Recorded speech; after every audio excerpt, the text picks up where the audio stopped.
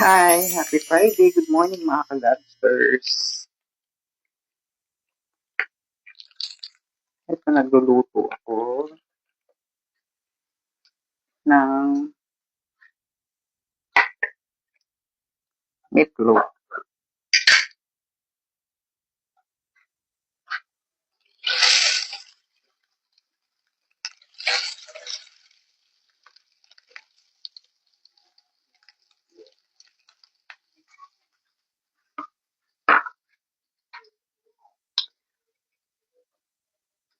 So kahapon pala may back job ako. Kasi nung Sunday, di mo nag-drive ako. May niriman akong dalawa. Yung isa, yung mahabang buhok, nagka-bump yung sa bandang gitna niya. So, ang nangyari dun is may hindi part na may na tamaan na gamot tsaka plancha, kaya nag-bump siya. So, ginawa ko siya kahapon. Ito yung video, papakita ko. Ayun yung tsura ng buhok, status ng buhok niya bago ko siya i-retouch. Actually, saglit lang yun kasi retouch siya. Pang 4 days siya kahapon. Binalawan niya nung Wednesday. So, retouch ko siya. Then, yung pinag-retouch ko is yung actually gusto ko sana yung protein state pan. Kaso baka papapulit lang. So, ginawa ko is yung Keraban. So, yung Keraban, yung pinag-retouch ko. So, papakita ko dyan na nilagay ko na yung pang Keraban. Kasi subok ko na rin yung pang Keraban. Yung for virgin hair, yung nilagay ko yung isa. Kasi baka hindi rin naman mag-straight dun sa isang yung sensitize for bleaching hair. Yung for virgin hair yung nilagay ko. Pero mabilis ang process lang siya.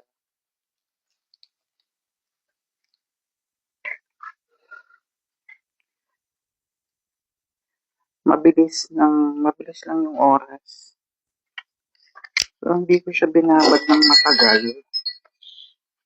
Hindi ko siya binabad ng matagal kasi baka sunog kasi sensitive na yun eh. Kakariban lang ng ilang araw. So, mabilisan na nasa 15 minutes lang yata. Tapos, sinecheck ko tapos in-sprayan ko ng tubig para sure na hindi siya masunog and then para safe yung buhok. So, nag-nap test pa rin ako din. Pagkatapos nun, mga 20 minutes siguro. Wala man 20 minutes. 15 minutes or 10 minutes. Binalawan na namin yung buhok. Kasi hindi siya pwedeng. Tsaka yung pag-a-apply ko doon, mabilisan lang. Hindi pwedeng matagal. So, tapos piladya ko na. So, sabi ko, pinababalik ko siya ng Sunday to check and ako yung magbabanlaw para tingnan ko rin kung okay na siya. So, pag yun, pag hindi pa siya okay sa Sunday, doon na ako mag-a-apply ng protein sleep. Doon siya, doon ko na ipaprocess. Kasi hindi siya pwedeng lagyan ng lipan ulit. Kasi yun, customer ko na siya dati. Actually, 14 years old pa lang ako nang naglipan. Ako yung nag-reban sa kanya nung una-una ang nag-reban sa kanya. 14 years old pa siya. Ngayon, 20 years old na. So, na-reban ko siya 3 beses. So, hindi na naulit yun. So, nagpapareban na lang siya sa iba. So, dahil hindi ko rin naman alam kung anong gamot ang ginamit doon. So, medyo na nga pa ako sa book niya. Sa mga hairdresser dyan na professional, alam nila yung ganun. Kasi pag nagpalit sila ng syempre hindi naman natin alam kung anong ginawa sa book nila, di ba? O kung anong gamot yung linagay. So, ayun. So, papakita ko yung result sa Sunday. Pag binalawan na. Sana okay na siya para, di na. Ganun talaga. May mga times na may backshop. Hindi naman natin maiiwasan, hindi naman tayo perfect tao, di ba? So, yun lang na-share ko na. So, Friday na naman. So, ayun nga, hindi namin maiiwasan yung ganun senaryo kasi nga hindi naman kami talaga perfecto. So, lahat, kahit sino, kahit professional man yan, hairdresser, or stylist, magbabakshot. So, solusyon dyan, ayusin mo para hindi ka masira. Kasi yung iba, tinatamad din. Tsaka ano yung iba, kahit di pwede ka gawin para lang sa pera. Kung hindi, basta, basta mas magandang huwag siyang masunog. Kailangan, mas gusto ko na yung hindi siya masunog kaysa sa masunog siya kasi pag nasunog na wala nang solusyon yun. Mas malaking problema yung pag nasunog mo siya. Mas magandang mag-back job ka na lang kasi maaayos mo pa. Kaya compare mo dun sa nasunog mo yung buhok, mas malaking problema yun. Kaya sa mga customer ko, number one, analyze. Then, interviewin yung customer, make it sure na totoo yung sinasabi nila na ganyan. Tapos, sa mga client naman, sana magsabi kayo ng mga totoong status ng buhok niyo kung anong nangyari sa mga previous yung ginawa, pinagawa, ganyan. Kasi yung iba kasi, di sila nagsasabi ng totoo yung kunwari magpapakulay. Tapos, tinanong mo kung black ba sila, sasabihin hindi. Pero, may previous black pala yung buhok. So, ang tendency, hindi pantay yung kulay ng buhok.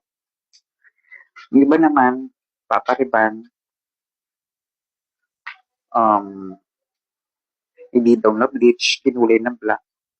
So, yung tendency, nasusunog yung buhok. So, payo ko lang po sa mga taong nanonood, sa mga ganon, be honest po tayo, lalo na sa mga katulad kong mga hairdresser.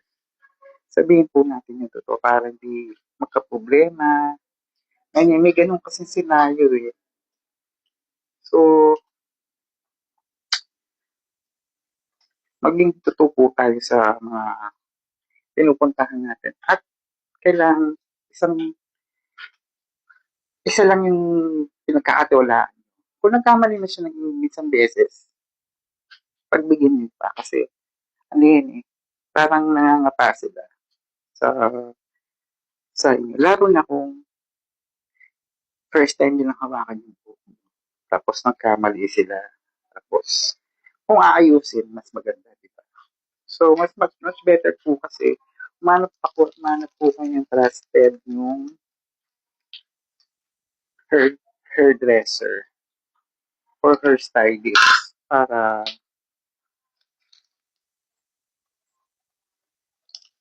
hindi kayo papalit-palit, hindi po kayo papalit-lipat. Yung iba naman kasi pag may nakitang promo, pupunta dun sa promo. Hindi mo naman alam kung anong gamot na ginamit dun sa promo. Kasi pag napopromo yung mga yun, for sure, murang gamot yan. Although wala namang masama sa mga mura. O, basta, basta nasa hairdresser na lang yun, parang kung maganda yung gawa niya, diba? Tsaka pala, gusto kong itry yung mga murang protein street ba, mga treatment na gano'n.